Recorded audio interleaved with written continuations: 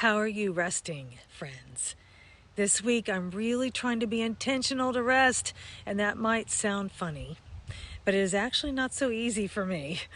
My youngest daughter and I are challenging one another to stop saying real quick, as in, I'm going to go do this or that real quick, so we can slow the pace and maybe live a little less hurried. Why? Because living always on the rush is not good for our immune systems. And it is also a hectic pace do not think God intended for his people to live. Our culture keeps us occupied 24/7, and being overly busy is honestly harming us. Solomon said in Proverbs 19:2 that one who hurries his footsteps errs, as in, it is a mistake to rush. It might even lead us to sin. At the very least, it often leads us into mistakes, poor decisions, and lives that are out of step with God's peace. Being hasty can cause us to live pressure-filled lives that lead to poor decisions. In the chapter Hurried Mindset from my book, Make Up Your Mind, I wrote that the hurried mindset makes sense to me. Time is too precious to waste, right? Being efficient with our time means we get more out of every minute of life. Yet there is a cost for such a pace. What is it costing us? The cost of getting more done in less time is not worth the price we pay, friends. We pay with our health, our relationships, and our quality of life. So why the rush?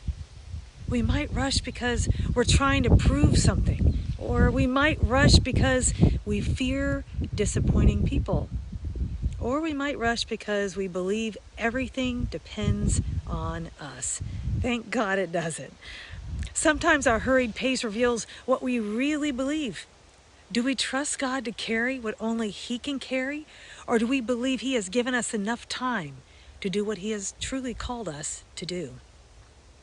Since I don't see Jesus in a rush, what is it about the rush that we need to let go of?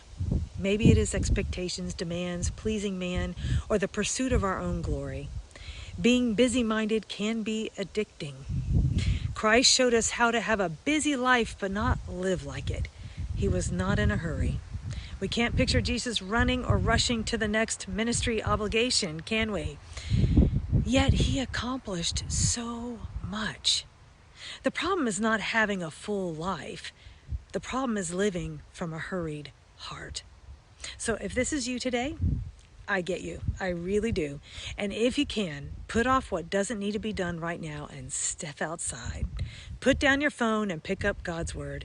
Make space to listen instead of rushing to the next thing. And be okay with a to-do list that doesn't get finished today. Mine never is. The work will stay there till tomorrow, I promise you, but this moment with God will not. The goal of the Christian life is not to get more done for God, but to stay in step with God. Take care, you guys, and have a great day.